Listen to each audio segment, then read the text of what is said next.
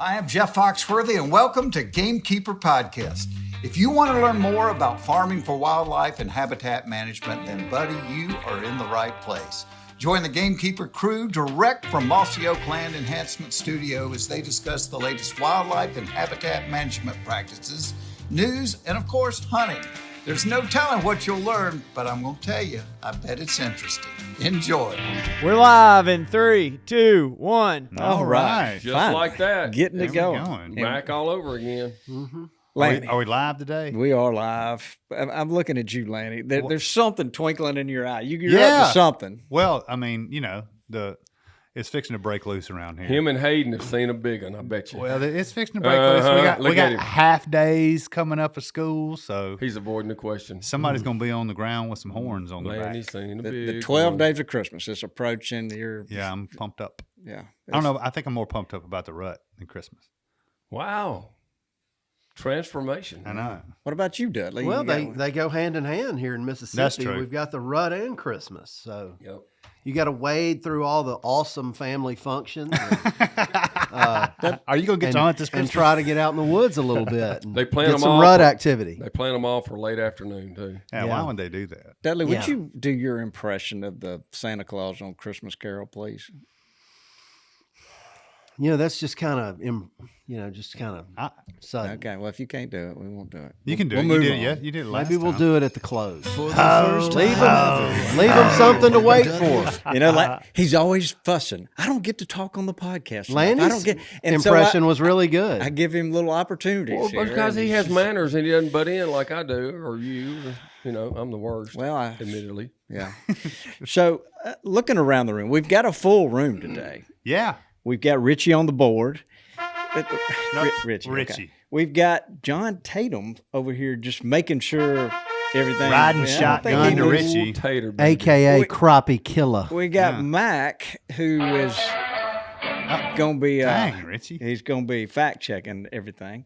Across the table, we've got Tox, who disappeared on us for a couple of podcasts, but now he's It's back. Christmas, dude. Santa has to get out of town some. Yeah. Get ready. Something. Yeah, Lanny and I'm Dudley. here.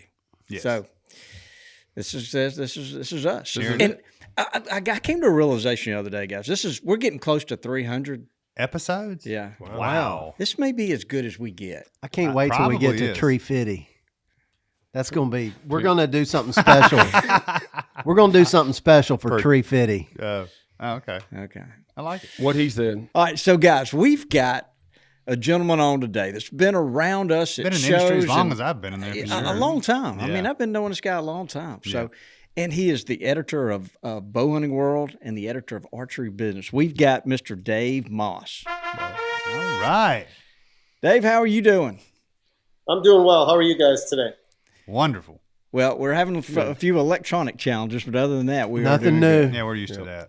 When I look up at you, Dave, and I look at all those animals around you, you have got that's quite an office setup you've got.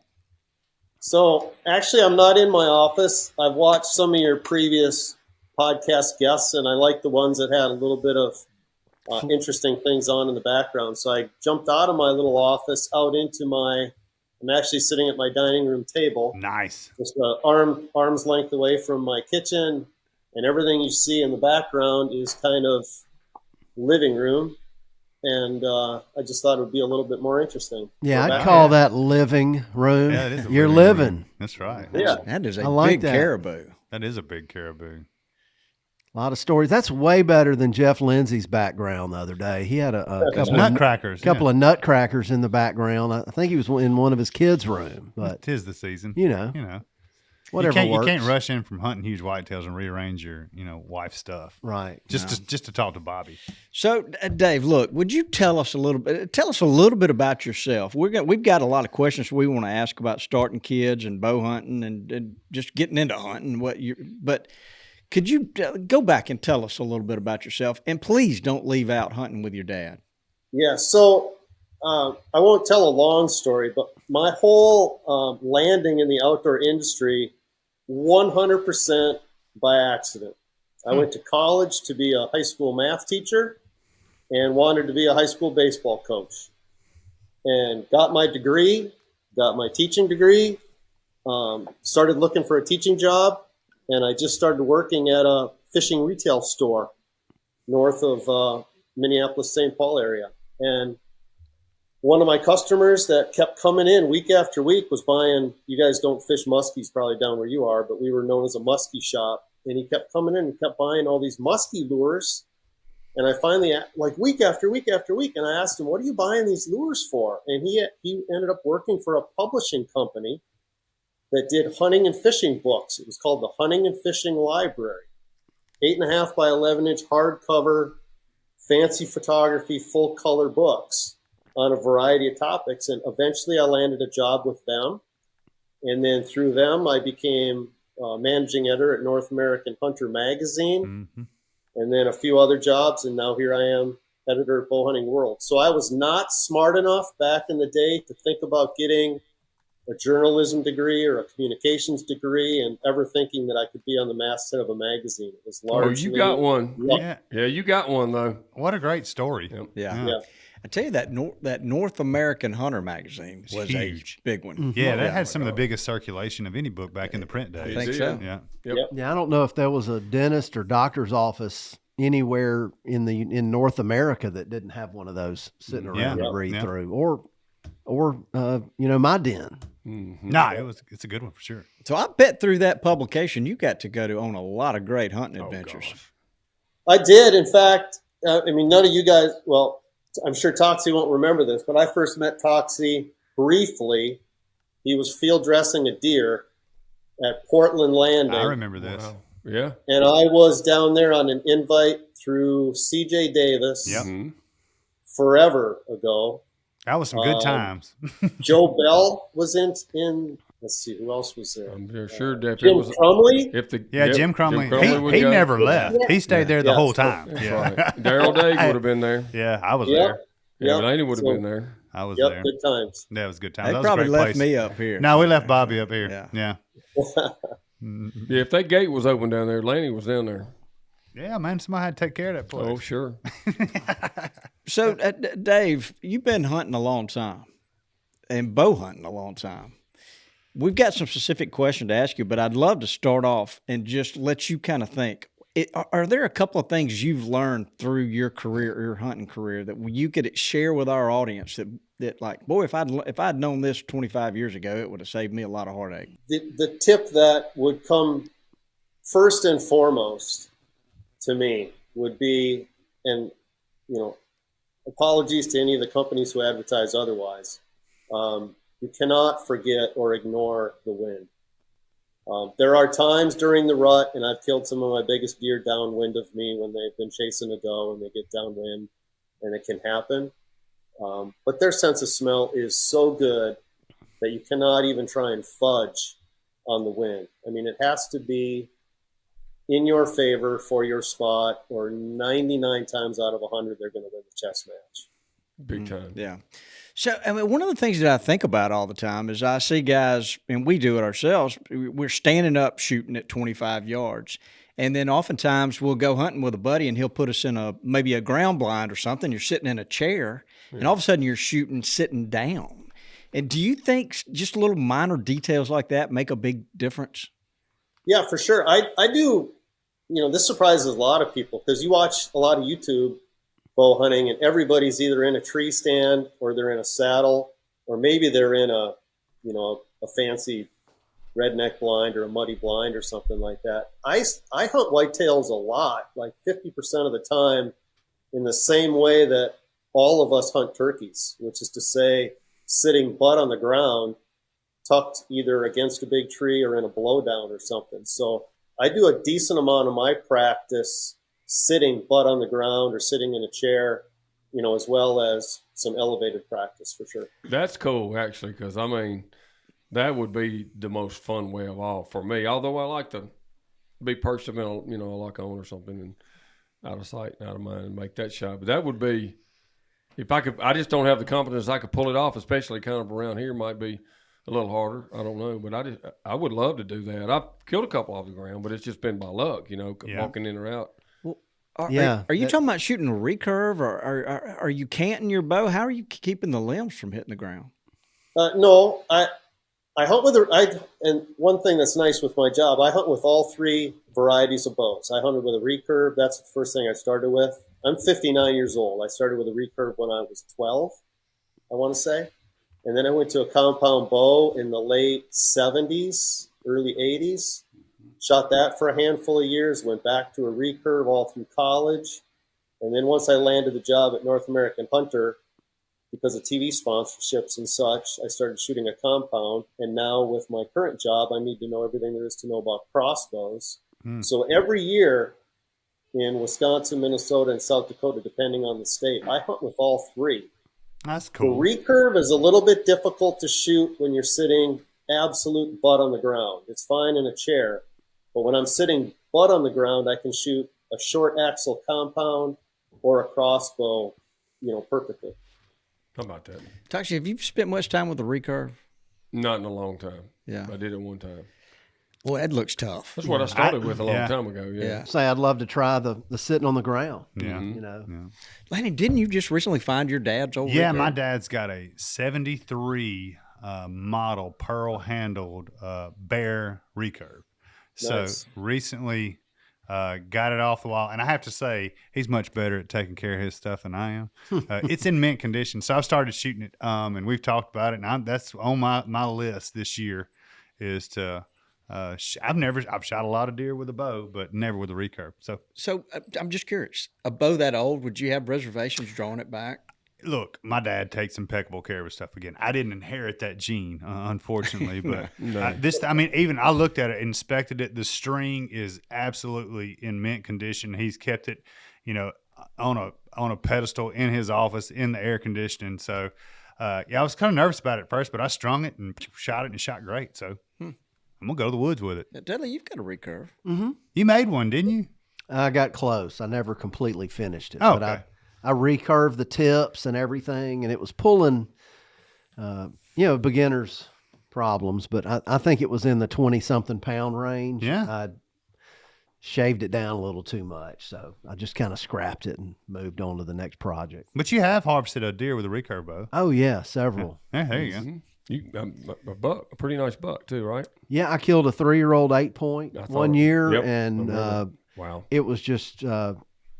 It happened exactly how I planned. It's just one of my favorite hunts ever. That's cool. That's cool. So when you're hunting with a recurve, are you shooting fixed blade broadheads, or are you shooting expandables? I just wondering. I shoot fixed blade on everything. All right. Yeah. The recurve, we don't get a lot of people. We don't get to ask a lot of people about recurves, but it's pretty interesting. And Bear Archery is somebody we're real. No doubt. We have a little relationship with. They offer. I mean, you can go on their website and buy a recurve bow if you got fired up about it. Mac, if you decided I wanted to get a recurve, you could have one in the next couple of weeks. Yeah, have one in a couple of days, I bet you. Yeah. Oh yeah, long bows fall into that category too. We're just talking about traditional type bows. Mm-hmm. So, Dave, what percentage do you think of bow hunters would also hunt with a recurve?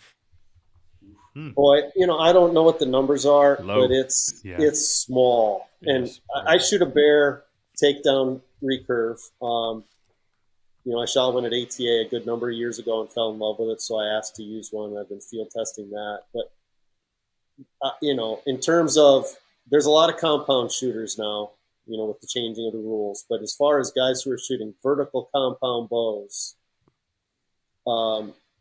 it's got to be 99% compound and 1% recurve. Gotta be. Yeah, I would. Maybe it's 98 and 2. But Dudley, you're in the 1%. Yeah. Well, I mean, it's fun, and Toxie's got this joke. He probably needs to tell the story about, how a true conservationist shoots a traditional bow. But, I got that from my dad. So just to clear my name on that, he would use that for a lot of stuff.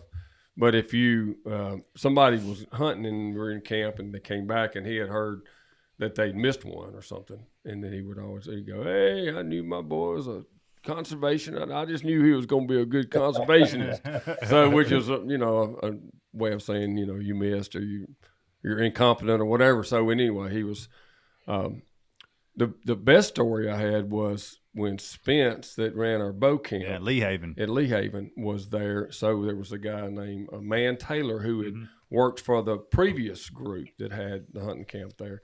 And so he made his money on cleaning people's deer and helping them and doing stuff like that. So, and this is a pretty big piece of land, and there was a lot of deer, and they shot a lot of deer for it. And I think they shot like 60 does off this property. It had gotten a little overpopulated and all. But he charged per deer anyway. So he comes up, and we're the new people, and he sees these targets in the yard. And Spence has got his recurve, and he hadn't shot it just a whole lot either. But he loved to plink around with it. And he was out there dinking and doinking on targets, and Man was following him around and talking to him. Yes, sir, I'm Man Taylor. I take care of this. I'm going to be your guy now. And so I never forget it. And Spence said he finally realized how nervous that Man was about it, because he was – he wasn't real proficient at the recurve yet. And he said, Mr. Spence, do you mind if I ask you a question? He said, no, please. Man, he said, how many deers does you actually eat behind that bow? And I'll never forget, that's word for word what he told me. He said, oh, don't worry, I'm going to hunt with a different one, and we're going to be fine. And he was down compared to rifle hunters, but it was fun camp, and Man was great and all that. But he was a true conservationist. Yeah, he thought we would never, he would probably be completely out of business watching him shoot the recurve. So that was my story that I love to tell about people shooting recurves. And that's exactly my point. If you're trying to collect meat, it may not be the best option all season, but boy, is it rewarding when you get one. Yeah, it'd be so much fun. Yeah. The one thing I would say about the recurve Resurgence would be good is just people get one to shoot at their house for fun, or at their range, or that plinking, or that kind of thing. And then you never know. It's like I will say, he knows more than I'll ever know, but it's different people just naturally have a gift for it or not, and you may find that you're pretty good with it. And what a great challenge! Absolutely, Lanny. Do you think you're pretty good with it? Oh, look at it! I don't want to make any public claims right now. You got what you needed. He stuck his chest out. We're going to wait for it. Dave, what about you when you got your bear take down? What kind of range are you thinking? No more than 17. Wow. Just the sweet spot for me is about 8 to 15. So yeah, I'm not gonna shoot beyond 17 with a recurve. That is exactly what Flip Pallett told us at hunting camp a few weeks ago. I think he may have said he won't shoot past 18, but he prefers right 10 to 12. So camo is real important to you at that when you're encountering them that close. Yeah, absolutely. The biggest challenge is getting drawn without the deer seeing you, especially if you're hunting from the ground. I mean, you've got to have everything set up just perfect, where not only do you have a shooting lane that they're going to step into, but you need to have hard cover on either side of that shooting lane. Right. So when their head disappears behind that hard cover, you can draw, and then they appear beyond the hard cover, and you can let the arrow go. And it's all got to be timed, because you can't hold the string back. Right. It's one fluid for a second or two. So it is a 100% different sport trying to kill a deer with a recurve than it is a compound. 100% different. I bet you hunt a lot of like trails or defined hunting travel corridors and stuff like that, so you can halfway plan for what you're talking about, and it's to be a lot more strategy involved in your setup that way too, which makes it more fun. That's what I've kind of explained to my friends is, with a compound or a crossbow, you kind of pick an area that's really good, and you try to get in the middle of that area, use the wind or the thermals to your advantage. When you're trying to hunt traditional, you want to be on that one trail. You almost want them to come from a certain direction. Yeah, I could see that. That's when a funnel. I can see where a funnel would be really important. You could count on them, walking for a certain sure. spot. You're going to be lower in the tree, so for sure you're going to get that double lung, and you can't get 35 feet up in a tree with traditional. And so it's a lot different, but it sure is fun. And I know people that are really good at it, and that's their primary means of filling the freezer. But most of them do have a higher population of deer than we're living kind of in what we advocate these even days. In all these products and marketing and even the patterns, we're living in a throwback age right now. Yeah, that's true. It'd be really cool if we had a resurgence in recurve sales. Maybe we'll help spur that a little bit. Yeah. So, Dave, I'd like to, one of the things when I was making notes about talking to you through the years, I've always been impressed with, you've raised two young men, and I follow you on Facebook, and I just constantly see pictures of you and them and deer and fish and turkeys and all. It looks like y'all all have a great time. You've done a fantastic job of raising two outdoorsmen. How did you go about getting them introduced? What can our listeners learn if they might have some kids? Well, before I answer that question, I'm gonna show you the picture of the deer that my son Elliot shot. Oh yeah, even better. Like 2 weeks ago. Let's see if I can Come on. Oh wow! Golly, what a great deer. Yeah, that might be better than Hercules. I think it is. Oh, it is. No doubt. Definitely, Yeah. definitely better than Hercules. Bigger than anything Bobby's Way ever killed. Beautiful, By far. mature deer. It sure is. You know, and I gave this some thought after you contacted me, Bobby. I didn't have. First off, my boys are 19, and my oldest Elliot in the picture, he just turned 22 here a couple days ago. You know, I didn't have a great plan or necessarily a tremendous desire to turn them into hunters and anglers. Certainly that was my wish, is that they would, but it's not like I sat down and said, okay, to make this happen, I need to do this and this and this and this. And as I thought about this, it's one of the reasons why I jumped out of the office and I came here out into the living room and the kitchen and the dining room was, you know, this is the environment that they grew up in. Mm-hmm. You know, when they had their first meals, all, you know, growing up as a family, you know, they're 6 feet away from a white-tailed deer and a wood duck and a Odad head and a black bear rug, and I've got 3, 6, 8, 10 turkey tails and a life-size turkey. I mean, it's all here, all in one big room, so they don't know any different, right? Mm-hmm. And whenever any of their friends came over to play when they were, you know, 5 through 15 years old, they would come in and they would just look around like, wow, what's that? What's that? What did your dad shoot there? And as time went by, way before they could hunt, you know, we've been doing the food plot thing for 25 plus years in South Dakota and Wisconsin. You know, they were picking rocks out of the food plot. I would fill up the whirlybird with brassica seed and tell them, hey, you know, you got this much space, you got this much seed, knock yourself out. You know, so they just were involved in the whole lifestyle from as long as they could remember. And they just kind of fell into it by default, really. And I think you killed a deer that same weekend, I think, Dave. Yours wasn't quite that big. I shot a big one the day before, which was on this property. We've got permission on a half-mile river bottom in South Dakota, so it's not an outfitted hunt. It's nothing like that. And we run cameras, and the buck that Elliot shot happened to be the biggest buck we had on camera, and the one I shot was the second biggest buck, and we ended up shooting them back-to-back days on a weekend, November 15th, November 16th. So, yeah, really an incredible father-son weekend for sure. Hey guys, listen up. Let me tell you about an awesome deal Springfield Armory is offering now through the end of 2024.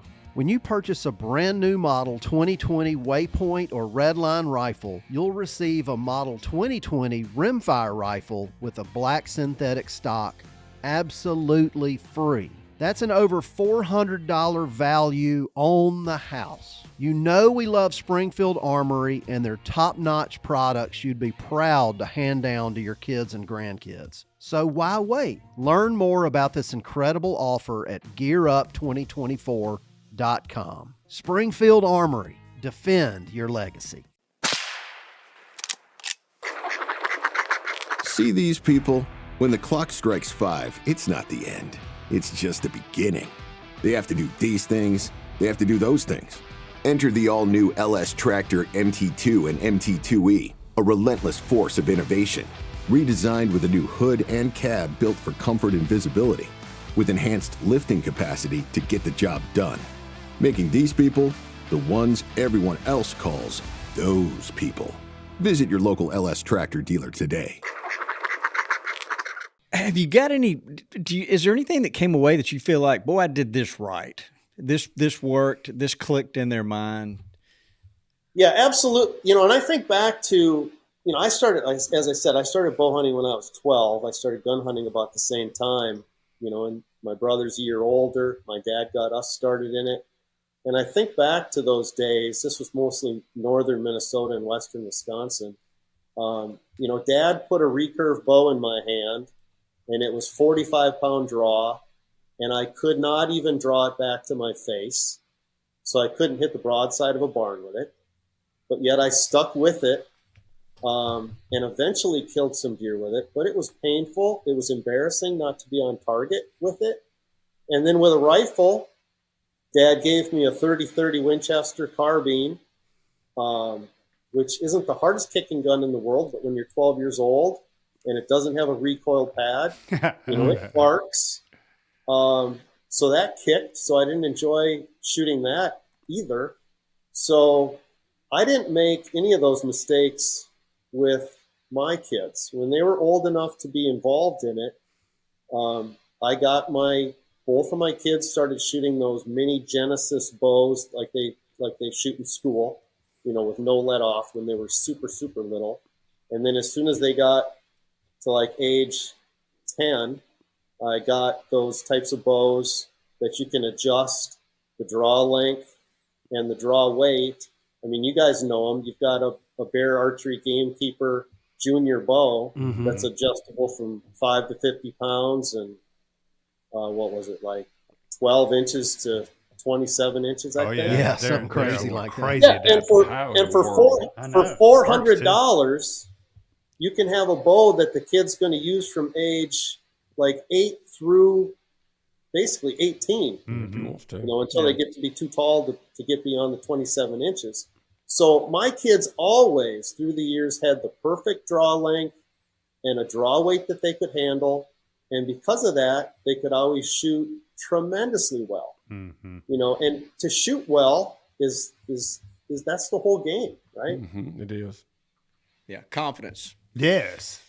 Sometimes, Dave, Lanny will tell stories about when he was little, and I wonder, it sounds like it was so cold that your dad would leave you sometimes. Yeah, you embellish these stories. Well, I mean, it's amazing that I like to hunt. But we all joke. Yeah, we all joke about, gosh, I can't believe I'm even here right now. Yeah, he'd say, "I'll be back." Lanny's dad, and that he was coming back. Yeah, but that's what makes Lanny. You tough, didn't know though. when. He's a tough man, and so he would be like, "Son, suck it up. I'll be back in an hour or two." No, well, now it was the sun be keeping down. But to your point, I'm trying to make it enjoyable, for my kids, so they enjoy spending time and everything else. And I mean, I made the mistake you were talking about, with Hayden early on. He harvested some deer and harvested some turkey, and I tried to move him up too fast. Yeah, I moved him up to those apex shells a little too early, and it kind of shell shocked him, and it set us back. We had to work on that for a year or so before he came back around. Yeah, and interesting enough, not to talk about me too much, but my youngest child is very sensitive to loud noises, and. So, we had, he shoots a BB gun, but he doesn't like the loud noises of a rimfire even. And, about 2 years ago, he came to me and he said, "Dad, I'm worried that I'm not going to end up hunting, and I don't know how I'm going to." He doesn't know anything. I don't know how. Yeah. I'm going to provide meat for my family, because he didn't know any different. That's how we mainly eat venison and everything else. And I said, "Buddy, we're going to get you a bow." And man, he has been just shooting up and down ever since then. So he would be a good one for a suppressor. It's funny you mentioned the sound thing, because my son Elliot, the one that was in the picture with the big buck, he was he got over it. That's for sure. He was the same as a child. We could not drag him to 4th of July fireworks. Nope, mine's the same way. He was so bad. I'm not kidding. When he would flush the toilet. He would push the plunger down, and he would stick his fingers in his ears because the sound of the water going down scared him. I have the same thing. I've told Bobby this. He'll even, when he gets on the bus to go to school, he's got his hands over his ears because it's idling. Yeah. So when Elliot started, he was 10 years old in Wisconsin. He could begin deer hunting at that age. He wanted nothing to do with a gun. So he shot his first deer in Wisconsin during the gun season with a crossbow, which is not easy to do. No. But then once I convinced him that, hey, if we'll put the foam plugs in first, and then we'll put the muffs on top of the foam. He wouldn't shoot with just muffs on. He wanted foam in, then the muffs, and then he was so worried about the recoil. And we're shooting a 243, right? So this is not a big barking rifle. A 243, but I thought, what can I do to make the 243 behave like a 22? Because he would do well with a 22 wearing full ear protection. He'd shoot 22 and he'd shoot well.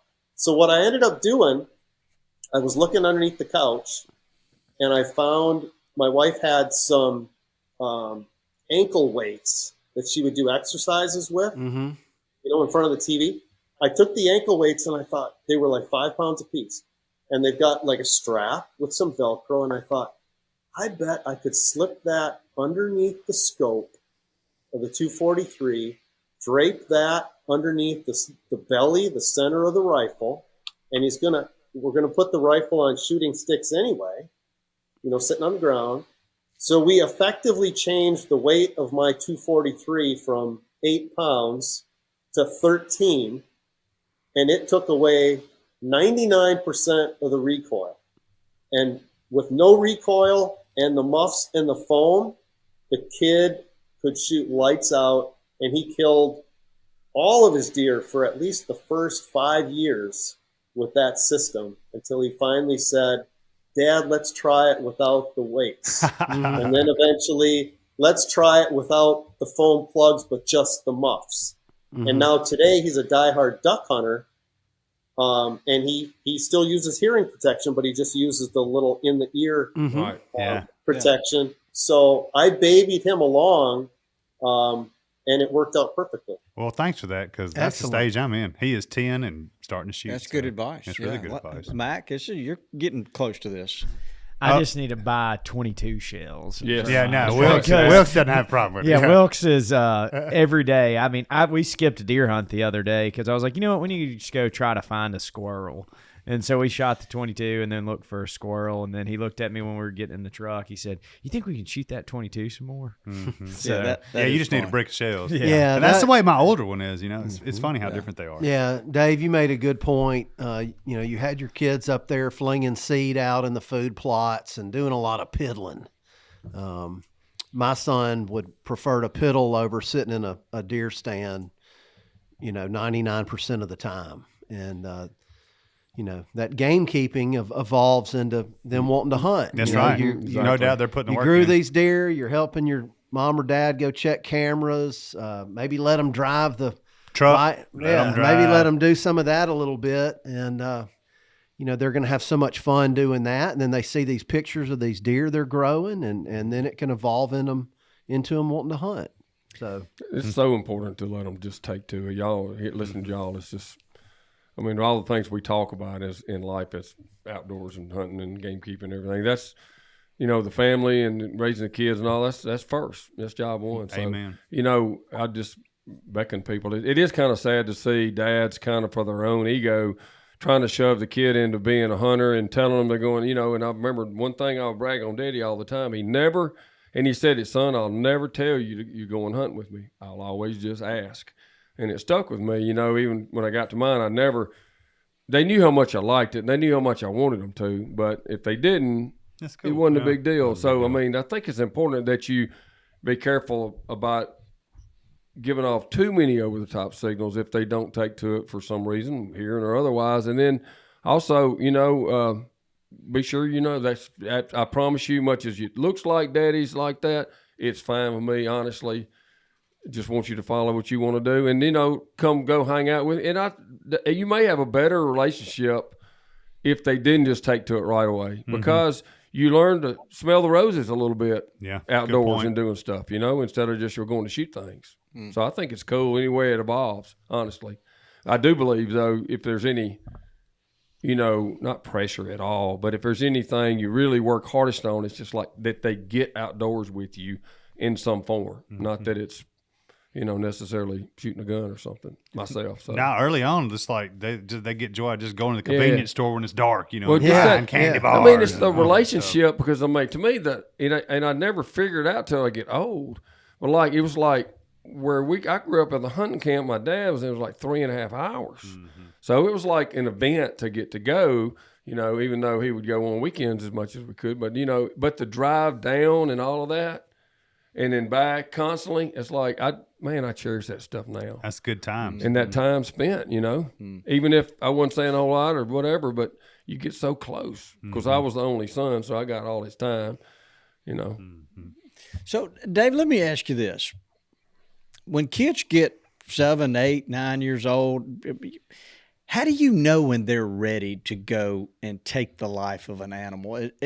Can you explain your thought process there? Because it seemed like it happens.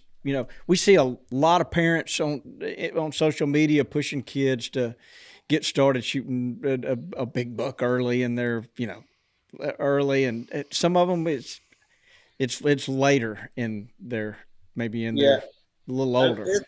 It's a tricky topic, and in fact, I wrote one of the most popular stories that I wrote for our Grandview Outdoors website was, and I labeled it "One Man's Opinion."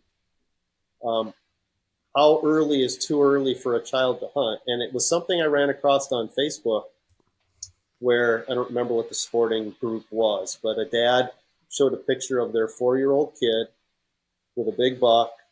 Behind the buck with the child was the rifle mounted, in a vise, basically. And the parent was talking about this big buck that, whatever, little Amy shot or something. And he talked about how she did such a great job and how he had to help her aim, but then she pulled the trigger, during this youth season. And I thought, man, there's not a 1 in a million chance that I would have during Wisconsin's early deer season or South Dakota's early youth deer season that I would have helped my kids aim the gun. To me, that was just crossing the line, So I felt like my kids needed to be big enough physically and coordinated enough physically to flip the safety off on their own, aim the gun on their own, pull the trigger on their own, and hit what they're aiming at.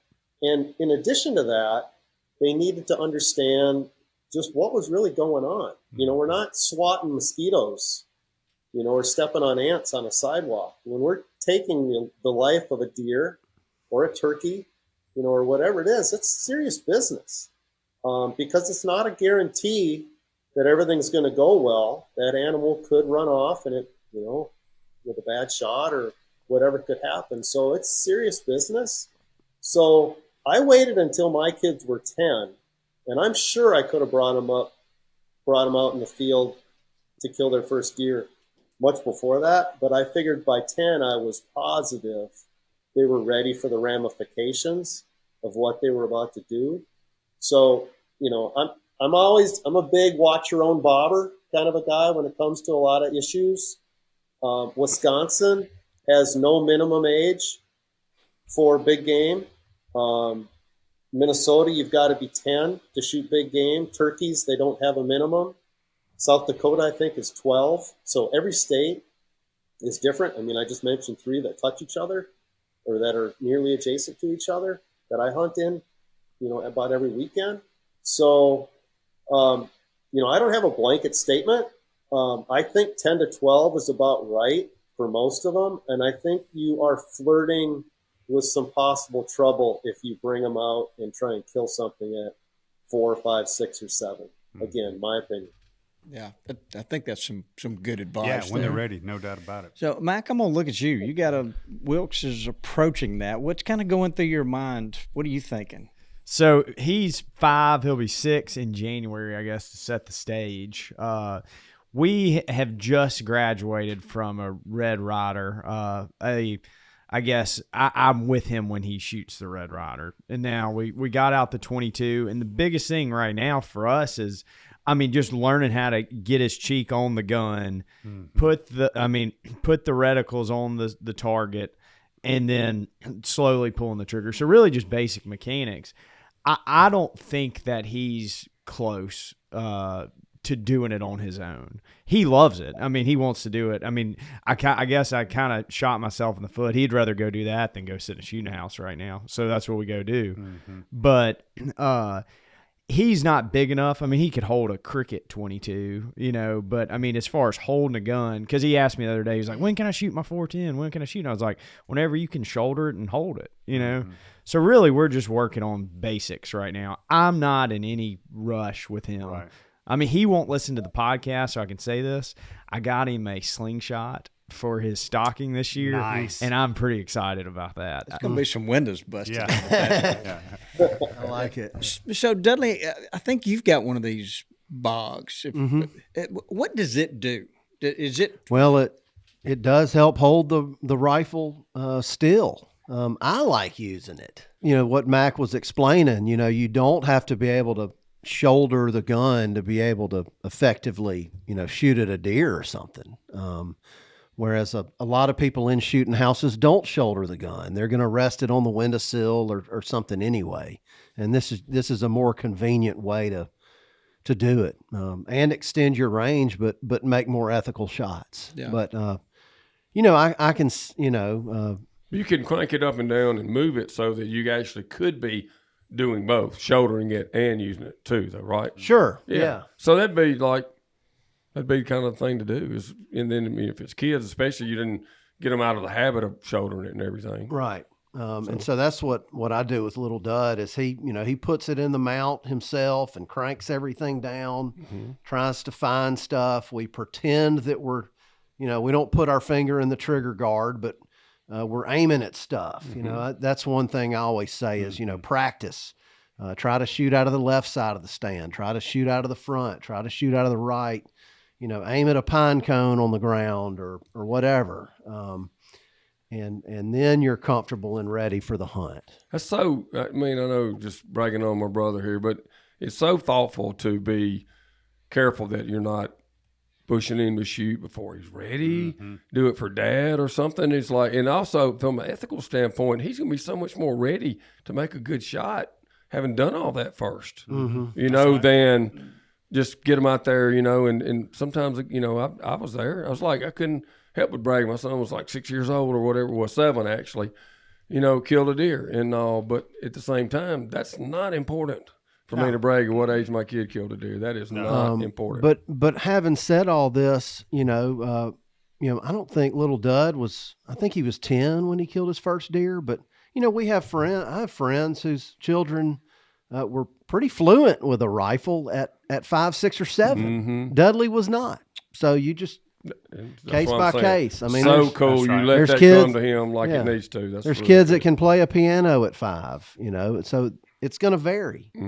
So case by case. And mine are polar opposites. You know, Hayden took to it early with the guns, shooting like Mac was talking about. And when he was 7, he said, I'm ready to go. And he could hold the 243 on his own and lay them down. Now, number 2, we're not there yet.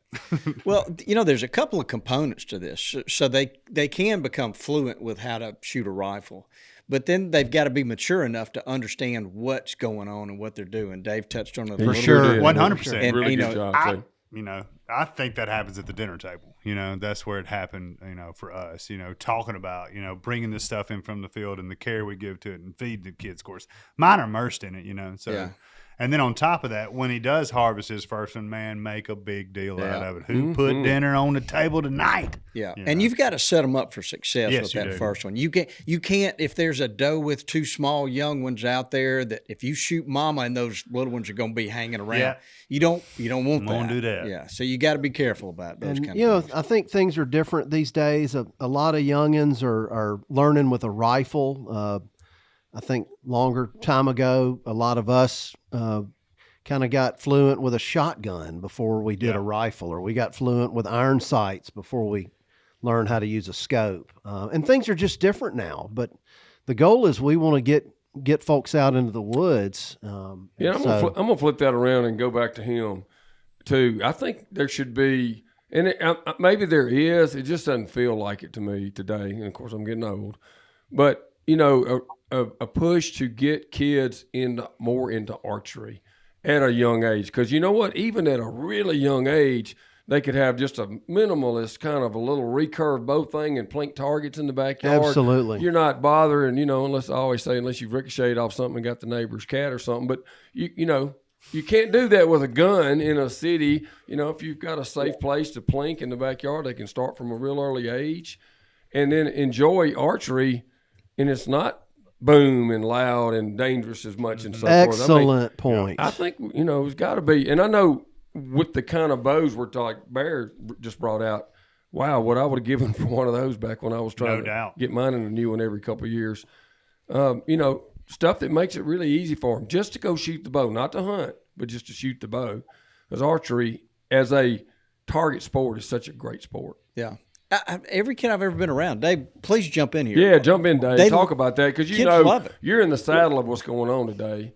And how another thing I was going to say, you talked about it's not about antlers, shoot whatever makes you happy, and I still believe that, to my foundation today. But the other thing that I really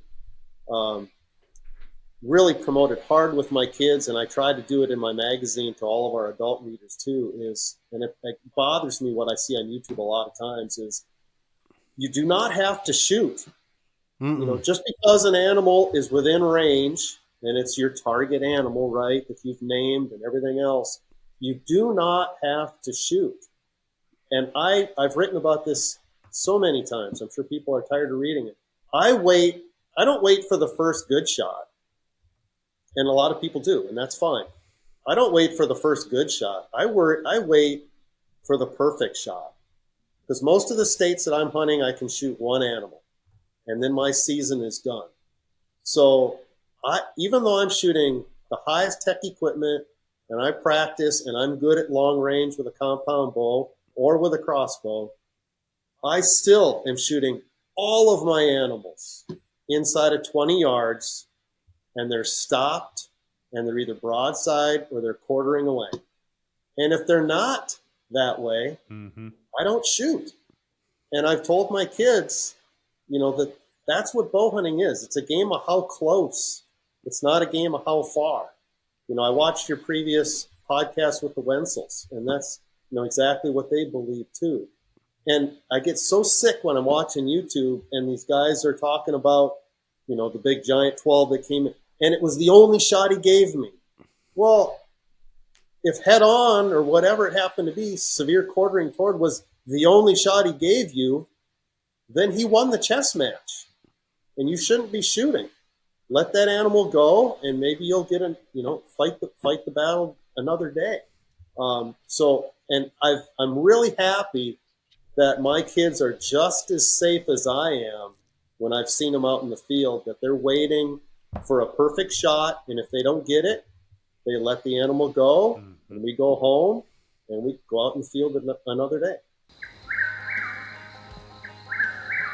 Hey, Lanny. Hey, Bobby. Have you ever wondered if your feeder went off, or if it's even got corn in it? Yeah, you sit there at night wondering about it. Moultrie has solved this. This is some high-tech stuff. Fits on any feeder that helps monitor the level of feed and lets you know if it went off or not. And you can remotely control it. Can I look at your feeder if we're on the hub? I really hope not, but we're going to have to talk to the guys at Moultrie about that. This is the biggest thing in feeders since corn.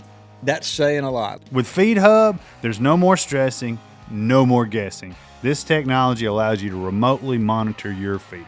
We always say feed safely, do it the right way. No doubt about it. To learn more about it, visit moultrieproducts.com/feedhub. It's a great invention. Unbelievable technology and products brought to us by our buddies at Moultrie.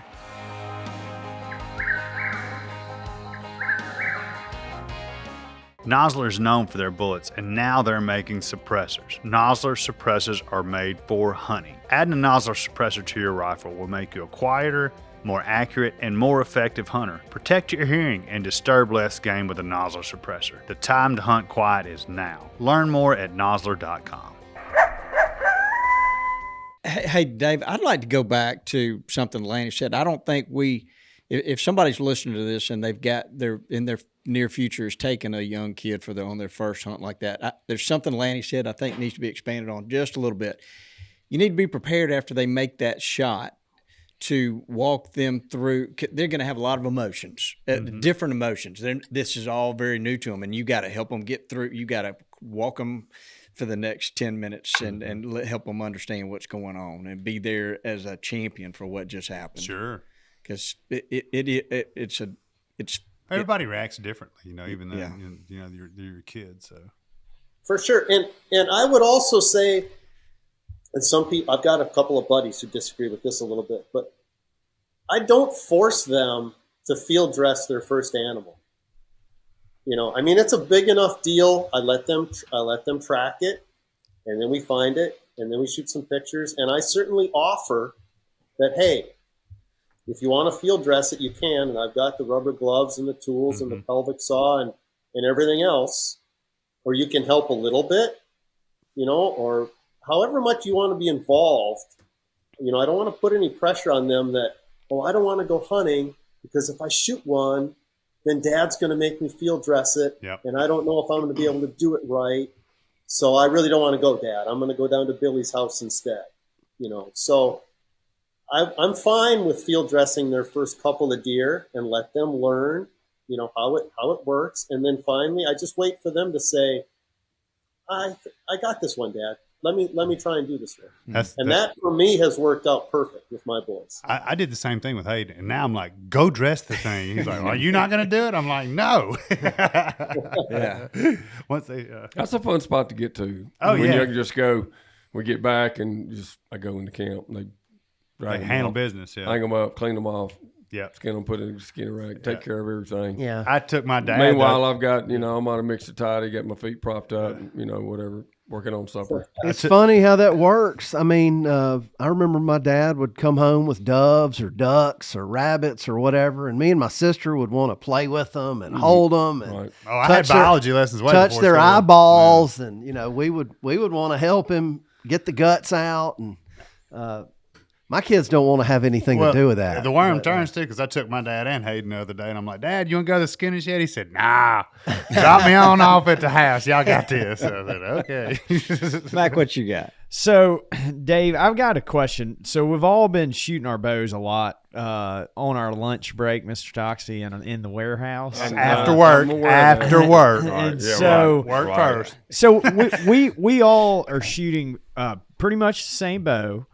And we all have differing poundages that we're pulling. And I mean, everybody talks about the 28 gauge in a shotgun or the 308 in a rifle. I've been curious, what do you think is the perfect poundage for a compound bow? Well, again, good question, controversial question. I'll tell you this. The most I'm 59. I've shot a bow since I was 12. I've shot compounds now for decades, right? The highest poundage I've ever shot is 60. I generally shoot 53, 54. And for me, it's a comfortable poundage. I can shoot as many arrows as I want. I don't get fatigued. Now, one caveat with that. Again, I don't shoot beyond 25 yards. The longest shot I've taken with a compound bow in, how many years is that? 47 years is 24 yards. And I did that once. That's awesome. Yeah. Every other shot has been 19 and less, and most of them have been, 7 to 17. So the longest shot I've ever made with a crossbow is 17 yards. It's not about how far; it's about how close. Yeah. Right. So as far as ideal poundage goes, if you're waiting for the perfect shot, and I'll just say expand it out to 30. If you want to shoot to 30, fine. If you're waiting for a broadside or slightly quartering away shot, you do not need to shoot more than 60 pounds. You could easily shoot 50 or 55 pounds and kill deer for the rest of your life. No trouble. And you also mentioned hunting from the ground some, even butt down. A lot harder to draw about that. And it's a lot harder to draw. And I know some folks at bow shops will tell you to to sit down in a chair and draw in your opposing direction. So like if you're right-handed, try to shoot to the right, facing this way. And it's much more difficult to pull back. But if you can do that, then that is. Cuz said, sit in the chair, pick your feet up off the ground and draw it and easily, comfortably. That was always his thing to see if you were at a comfort. I would just say, when you're comfortable with, that's probably a pretty good, there's plenty of ways. That's a pretty good way if you can master that. But, to his point is like, just don't try to shoot so much more poundage so you can shoot further. Shoot what you're comfortable and steady and accurate with. And then whatever distance that limits you to, just live with it and go hunting and have fun. And, maybe it's a little bit more of a challenge. You don't shoot as far as the next guy. So what? Yeah, exactly. And arrow penetration to a large degree is based upon arrow flight and broadhead style and sharpness. And it's a lot easier to tune and get perfect arrow flight out of a bow that's launching a medium to a medium heavyweight arrow that's coming off a bow at 55 pounds than it is a lighter arrow that's coming off a bow at 70 pounds. It's just, everything is just so much more critical when you get to 70 pounds and the lighter weight setup. Well, guys, what else we need to be asking him, Lanny? I figured you were going to ask him if he could go hunting on his place up there. No, he did. It's too cold up there. You hadn't asked him. When you See, broke they the big started deer on him. picture, I was like, I'm calling this guy. No. Hey, get him on the podcast. No, I'm telling you what it was. And I started to call it, but I'm sure people are tired of me talking about it every podcast, but it's consistent. When you said, there's 10 or 12 fans up here, Bobby's eyes lit up. Yeah. I don't know if it was the horns or the fans. So, they always light up. Your big deer, he probably can pass on that and whatever. But if you talk about turkeys, he's in the car. I don't know or in about the truck passing on the the way. big deer. Yeah. Bobby, I do have one more tip as far as cold weather goes, because we have talked about cold weather. Yeah, you would know about that. Yeah, we don't know much about I thought that. about it today because we had low temperature here in the Minneapolis area of -7. Ooh, Ouch. goodness. I looked at my trail cams last night. I had a picture last night at midnight in Wisconsin. It was -25. Ooh. And it was in South Dakota. One of my cams said -16. But I learned this early on with my boys, and we all of us, we have the best clothing and best boots that money can buy generally, right? Whether we're field testing stuff or we have the income to be able to buy it, whatever. And we're not changing sizes because we're the size that we are. But when my kids were starting to come out into the field when they were 10, 12, 14, even 16, and they were growing out of stuff, when I would go out hunting with them up here in the upper Midwest, when it was cold, I would purposefully watch what they were getting dressed in, and I would match my clothing to match theirs. So if they didn't have great bibs, one layer of long underwear and bibs that were marginal, I didn't put on my super expensive warm stuff. If their boots were marginal, I tried to find boots that I thought would match their insulation quality. That way, when we were out in the woods after 90 minutes or 2 hours, and I asked Elliot or Luke, how you feeling? Are you freezing? I'm in the same ballpark that they are. So if I'm starting to feel a little bit cold, chances are they are too. I'm not dressed to the T's in $1,000 worth of the best stuff while they're sitting over there, freezing to death. In so flannels, keep that in mind when you bring your kids. Try and dress the same way that they are, and you'll be on the same page. That's an interesting thought. Yeah, great thought. Yeah. I think I'd be over there going, you need to put on a little more warm there because we're going to stay all afternoon. I'll be back. Okay. Dave, is there, when you were preparing for this, was there something you said, surely they'll ask me this? We talked about hunting with kids. The thing that I've thought about lately a bit is this is the last couple of years. My dad just turned 87. Wow. He's killed more whitetails than anybody I know. Wow. He's the most passionate deer hunter than anybody I know. And over the last 3 years, he's really started to slow down. And it's been a lot of fun. When I go to Wisconsin now, I rarely hunt on my own. I'm mostly taking him out in the field. And he can still walk. He can still get out there. But we're not walking a half mile, back to a ground blind. We now need to figure out, we're going to take the John Deere Gator 3/4 of the way back. So we only have to walk 150 yards to the blind. And I'm carrying his crossbow and his stool, or I'm carrying his rifle and his backpack. And it's just been such a role reversal, because I think back to when I was, in northern Minnesota, hunting with my dad and my cousins and my uncles, and I was 10, 12 years old. I was the rookie just trying to learn everything. And now here I am, absolute 180, and I'm taking him out. And I've thought about, there will come a time where my sons Elliot and Luke, I hope, are doing the same for me. So, man, you're walking down my path. So yes. I just had to bite my tongue not to say a word, because everything you were talking about, I can relate to so much the last 10 or even 15 years with me and Daddy. And it's to the point he just can't possibly go anymore. So we did. Last spring was a miracle, and I will say, advise you, if you're getting to that stage and it matters, that electric vehicles are incredible. That's the only way he could have possibly done anything. And we got him out in an electric cart with it set up where he could just sit right there, make a blind, and it actually worked. He just missed. But to get him out, man, it's been the most rewarding thing to be able to do that for him. I could hear it in your voice, see it in your eyes talking about it. It's the coolest thing ever. Did your dad kill this year? My dad shot a doe with he shot 2 does with his crossbow this year. Wow, that's awesome.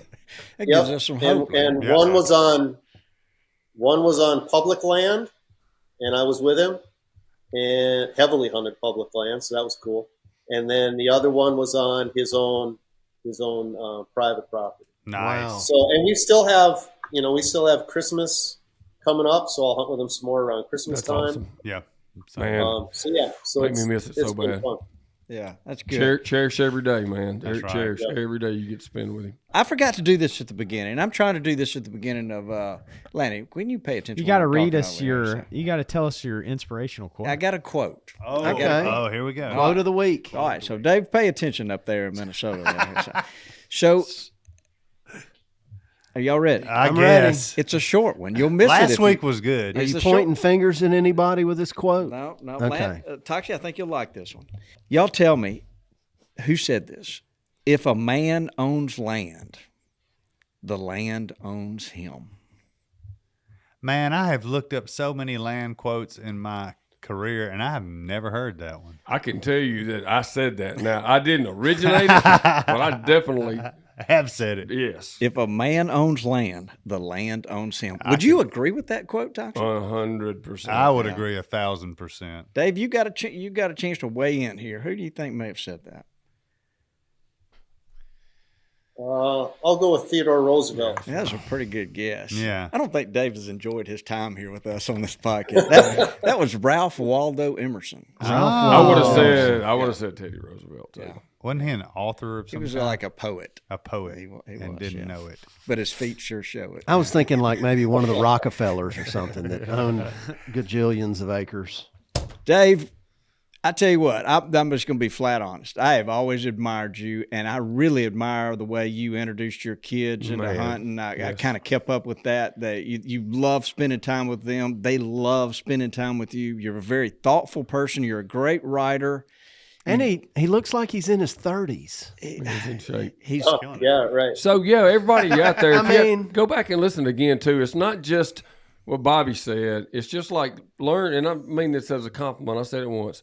Your philosophy on all of these things is something we could all, take a little hint from too. Yeah. So I appreciate that. And people should listen to not just the process with the kids, because that was something most sacred to him, but how he handled that is a great philosophy in life and stuff too. Yeah, it is. In general. And you still got your dad. That's a big one. Yeah. Sounds quirky, but you have been a pillar by sticking to what you do and for such a long time, and succeeding and setting the flag at mast for everybody to look up to do what we do, and loves archery. So kudos to that from all of us. Yeah, we've been around a while too. Yeah, and just thank you for the invite. I mean, it was flattering to join you guys. I enjoy so many of the guests. Just here at lunch, I watched the first half of the Wenzel Brothers on the podcast. So keep up the good work. I'll keep watching. Yeah. Thanks so much. Thank you so much. Send us a picture of you and your dad after Christmas. We'll put that out for everybody. Yeah. Blood on the good. biologic. Pulling for you. That's right. Yeah, we sure will. Well, looking around, Richie, you got anything? Okay. What about it, John? Was that John? Was that John doing Why that? don't you say goodbye, Dudley? John. Goodbye, Dudley. Get us out of here, Richie. Thanks for tuning in to this week's episode of the Gamekeeper Podcast. And be sure to tune in again. Subscribe to Gamekeeper Farming for Wildlife magazine, and don't miss the Mossy Oak Properties Fistful of Dirt podcast with my good buddy, Ronnie Cuz Strickland.